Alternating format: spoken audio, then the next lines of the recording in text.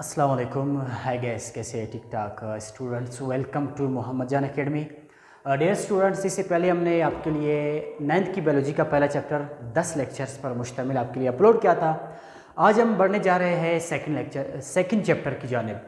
9th की biology का जो सेकंड चैप्टर है बहुत ही छोटा सा चैप्टर है। इंशाल्लाह इसको हम चंद लेक्चर्स में कवर करेंगे। तो आपके पास 9th की बायोलॉजी का chapter number 2 and lecture number 1 आपके पास आज पहला लेक्चर है, फर्स्ट लेक्चर है। अच्छा, इस चैप्टर का नाम है solving a biological problem. Chapter का नाम है सॉल्विंग अ बायोलॉजिकल प्रॉब्लम और हमारा लेक्चर भी यही है कि किसी बायोलॉजिकल मसले को हम कैसे सॉल्व कर सकते हैं, सॉल्विंग अ बायोलॉजिकल प्रॉब्लम। तो ये आज का हमारा लेक्चर है। तो लेक्चर का नाम है how to solve a biological problem. एक बायोलॉजिकल प्रॉब्लम को हम कैसे सॉल्व कर सकते हैं। हमारे पास सबसे पहले मसला क्या है, व्हाट इज़ बायोलॉजिकल प्रॉब्लम। फिर हमें देखना चाहते हैं कि हम उसको कैसे सॉल्व करते हैं। तो बायोलॉजिकल प्रॉब्लम का मतलब है वो प्रॉब्लम जो किसी जानदार से रिलेटेड है, वो प्रॉब्लम जो असर डालता है किसी जानदार पे, या वो प्रॉब्लम जो कोई जानदार क्रिएट करता है, इसको हम कहते हैं biological problem. What is biological problem? A problem related to organism or created by organism or by an environmental factor. वो प्रॉब्लम जो कोई जानदार से रिलेटेड है, कोई जानदार उसको क्रिएट करता है या इन्वायरमेंटल फैक्टर क्रिएट करता है जिसका जानदार पे असर होता है, ऐसे प्रॉब्लम को हम कहते हैं बायोलॉजिकल प्रॉब्लम। फॉर एग्जांपल, तंबाकू के पौधों को एक बीमारी लग जाती है जिससे उसके पत्ते मर जाते हैं। तो तंबाकू एक जानदार प्लांट था, उसको बीमारी लग गई।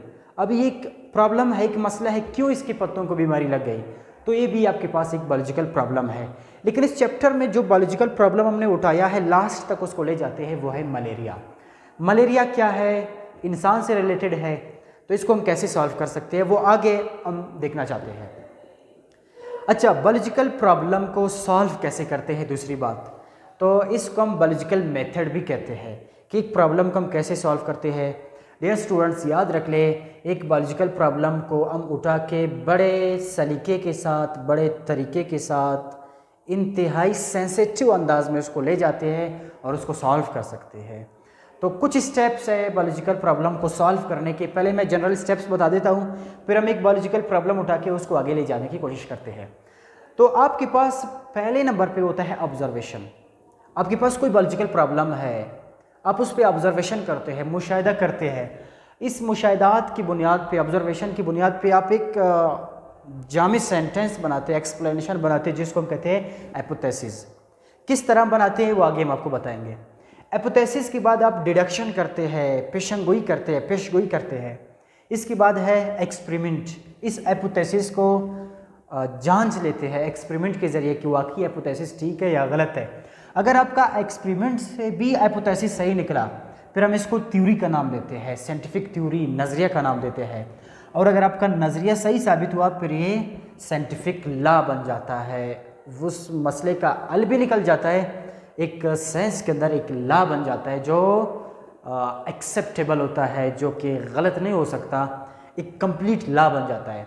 चलो, आपको जनरल तो समझ नहीं आएगा, अभी हम एक प्रॉब्लम उठाते हैं, उसको ऑब्जर्वेशन भी करते हैं, उससे हम हाइपोथेसिस भी बनाते हैं, डिडक्शंस भी बनाते हैं, हमें आएंगे साइंटिफिक लॉ तक। लेकिन एक दिन में सारे नहीं होते, इसलिए हमारा जो लेक्चर है बायोलॉजिकल प्रॉब्लम को कैसे सॉल्व करते हैं कुछ पार्ट्स में हो जाएगा।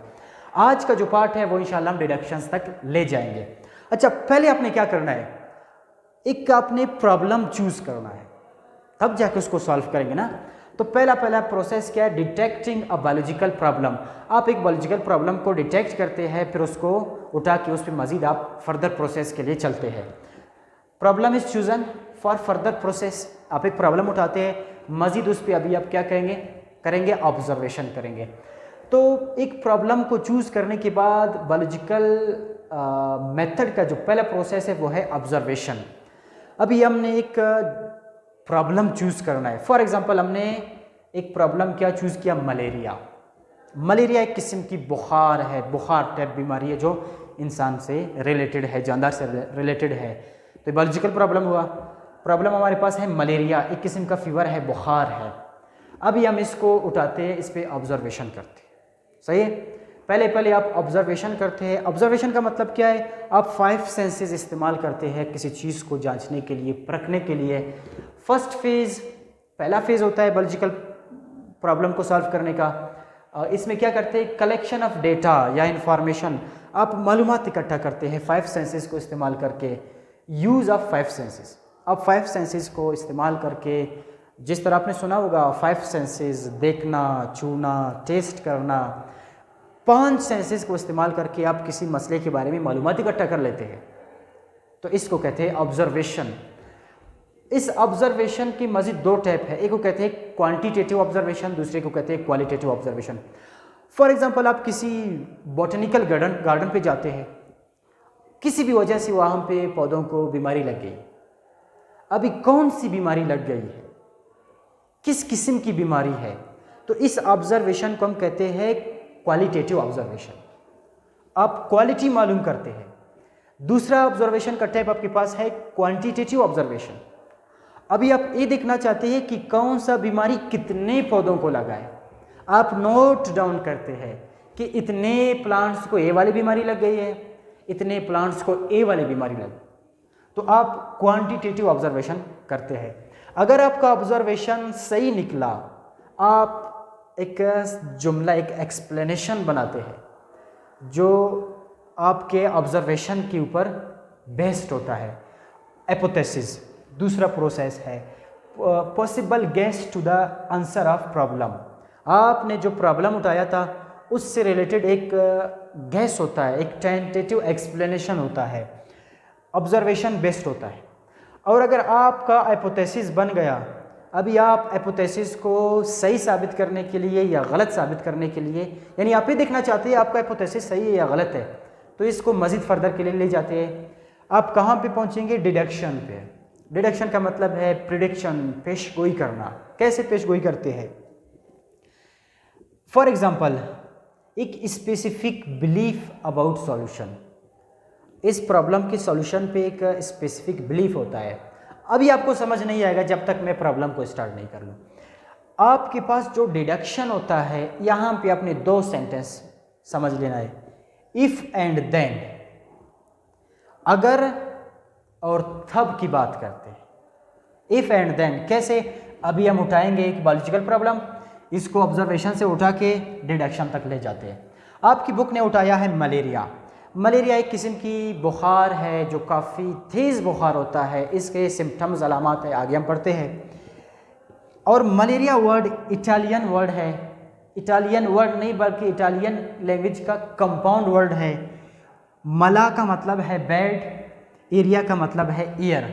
पुराने ज़माने में लोग कहते थे, वहाँ के बुज़ुर्ग कहते थे, जो मलेरिया है एक गंदी हवा से फैलती है, क्योंकि जहाँ जहाँ गंदा पानी होता था वहाँ से गंदी हवा चलती थी। वहाँ के इलाकों, वहाँ के लोगों को क्या होता था, मलेरिया की डिजीज़ होता था।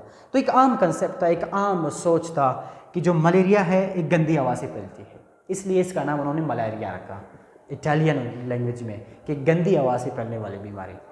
लेकिन देख ले, हमने प्रॉब्लम चूज़ किया है मलेरिया। पहले हम ऑब्जर्वेशन करते हैं, तो आम लोगों की ऑब्जर्वेशन था कि गंदी हवा से, गंदे पानी से मलेरिया फैलती है। लेकिन ऑब्जर्वेशन किया किसने, एक डॉक्टर था, फ्रेंच आर्मी फिजिशियन था, डॉक्टर ल्यूरान। अब देख ले, ल्यूरान ने ऑब्जर्वेशन किया। उसने किस तरह ऑब्जर्वेशन किया, उसने देखा जो मलेरिया के बीमार, मलेरिया से बीमार है लोग, जो मलेरिया के पेशेंट है, उनके खून के अंदर छोटे छोटे क्रिएचर्स होते हैं, जानदार होते हैं। तो एक ऑब्जर्वेशन था ल्यूरान ने किया था, tiny living creatures in the blood of malaria patient. Malaria के मरीज़ के खून में एक छोटे छोटे जानदार होते थे। तो उस टाइम ऑब्जर्वेशन बिल्कुल सही था डॉक्टर ल्यूरान का, लेकिन दूसरे साइंटिस्ट ने, दूसरे बायोलॉजिस्ट ने इसको तवज्जो नहीं दिया। फिर कुछ वक्त के बाद फिर से लोग इस ऑब्जर्वेशन को उठा लिया, बिल्कुल ये ऑब्जर्वेशन सही निकला, फिर उसको आगे लेके चले गए। और इसी ऑब्जर्वेशन के बुनियाद पर डॉक्टर ल्यूरान को नोबेल प्राइज़ भी मिला था। अब देख ले, फिर जब ऑब्जर्वेशन कर लिया डॉक्टर ल्यूरान ने कि मलेरिया के मरीज़ के खून में छोटे छोटे क्रिएचर्स होते हैं, फिर अगले साइंटिस्ट आ गए, दूसरे साइंटिस्ट आ गए, उन्होंने भी यही चीज़ देख लिया। तब उनको पता चला ये जो छोटे छोटे क्रिएचर्स होते हैं असल में प्लाज्मोडियम होता है, जो प्रोटोजोन होता है, छोटा सा जरासीम होता है, लिविंग थिंग होता है, माइक्रोस्कोपिक ऑर्गेनिज्म होता है, प्लाज्मोडियम। तो हमने ऑब्जर्वेशन कर लिया प्लाज्मोडियम। तो मैंने कहा था ऑब्जर्वेशन की बुनियाद पे हम हाइपोथेसिस बनाते हैं, एक सेंटेंस बनाते हैं, टेंटेटिव एक्सप्लेनेशन जिसको हम कहते हैं। तो प्लाज्मोडियम हमें ऑब्जर्वेशंस तक मिल गया, तो इस ऑब्जर्वेशन की बेस पे हम हाइपोथेसिस बनाते हैं। हमने कहा था जो हाइपोथेसिस होता है वो ऑब्जर्वेशन बेस्ड होता है। तो इस ऑब्जर्वेशन की बुनियाद पे हमने एक हाइपोथेसिस बनाया, एक एक्सप्लेनेशन, एक सेंटेंस बना लिया। क्या था हमारे पास सेंटेंस?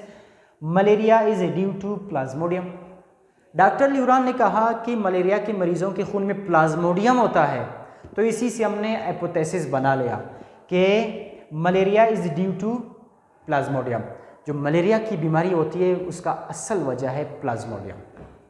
चलो ठीक है, हमने कहा हाइपोथेसिस जब बन गया, इस पे हम डिडक्शंस करते हैं, इफ एंड देन वाली बात है, अभी आपको समझ आएगा।